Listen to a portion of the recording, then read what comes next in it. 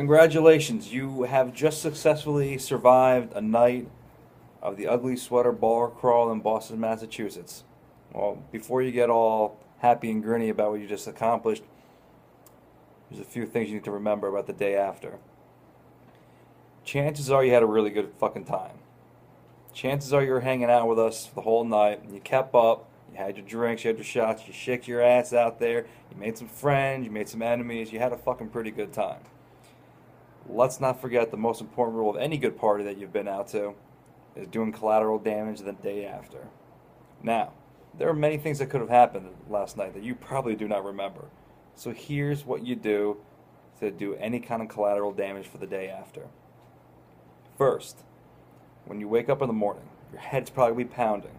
Probably should have drank some water like I told you the night before, didn't I?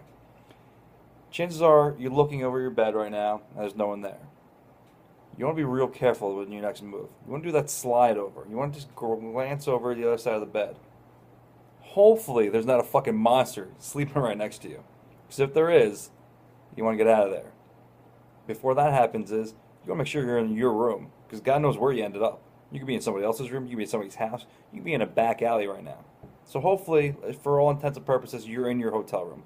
So you do the glance over, and holy shit, there is somebody. You don't know what her name was or his name was. You have no idea how that person ended up there. You don't know if you had sex or not. You look down. Maybe I did, maybe I didn't. I have no idea. Mine is a blank. You can't leave because it's your room, obviously. So what you got to do is do the old wake her up and get the fuck out. Excuse me, ma'am or miss, or boy or whoever the fuck it was, depending on your gender or your sexual orientation. Get that person out as quick as possible. Tell them, listen, check out time. I got to drive back to wherever it is you came from. I have a family obligation. You want this person out of your bed as fast as possible. You don't want that person talking to you. You don't want fucking exchange phone numbers. Get this person out as quick as possible. Once those strangers gone, then you check your phone. First, you want to make sure you haven't been calling or texting any of your ex-boyfriends or girlfriends. That's the worst. Nothing like calling an ex at like 2 o'clock in the morning.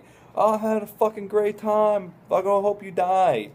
Or, oh, I fucking miss you so much. I love you. Either one is fucking terrible. So don't do either one of those.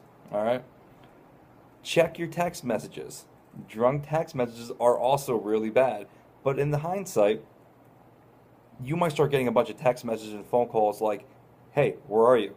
Where have you been? Haven't seen you in an hour. Haven't seen you in 2 hours. Are you okay? Once you start getting those messages, please reply back as fast as possible. We want to make sure that you're okay, and obviously someone is concerned about you, so you want that person to make sure that,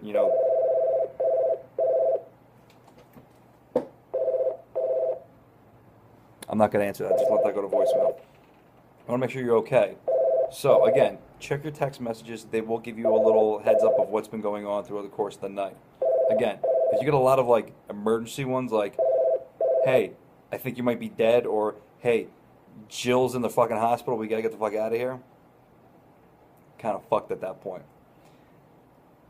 You want to shower, you want to get clean, you want to just clean off all that filth and all that just shame off of you as quick as possible. Get that off because you'll feel a lot better, and brush your teeth. You have no idea where your mouth has been all night. You don't know where your mouth was last night at the bar. You don't know where it was in the bedroom. You have no idea. Brush, floss, mouthwash, repeat twice because you're in Boston. Definitely at least twice because that town is fucking disgusting. The third or fourth thing, I'm not really sure where we're at right now, but you want to make sure that your group is intact. You came there with 4 people. Make sure they're still there with 4 people. If not, now begins the scavenger hunt of how you've lost your friends and how to find that friend. Now you're the other person on the phone texting and emailing and calling. Check your Facebook status also. Take a look at what happened last night. You might be like, dude, we were there last night? I did that? Really? Check your phone. Your phone's going to have a lot of information on it. It's going to have pictures and contacts and new contacts like who is drunk Boston girl with green hat kind of slutty. Don't call that person. Don't text that person at all. Delete that as quick as possible. Delete any contacts you think were a good idea last night. Oh, dude, this one girl was totally into me, man. I'm gonna call her today. Don't call her. She already forgot about you. Chances are, if she wasn't that girl in the bed next to you, she's never gonna talk to you. Oh, hey, this is John. Yeah, we met at the bar last night. Yeah, at the bar crawl. The one bar crawl I was in. You don't remember me? Well, no, I just feel like a fucking douchebag, so what the fuck's the point of that? Delete it. Don't bother getting involved. It's already over. Go downstairs, get some breakfast. Put something in your stomach besides disgusting drinks and syrups and sugars and fucking whatever the hell you were pounding last night. I said just bacon. Bacon's fucking delicious. Bacon and eggs on a nice whole wheat sandwich. Who the fuck is calling me? Same person. I'll call him later. But do that. Do that quick. The most important thing about a bar crawl is not how much fun you had. It's about how much fun you can hide afterwards, or how much shame you want to cover up.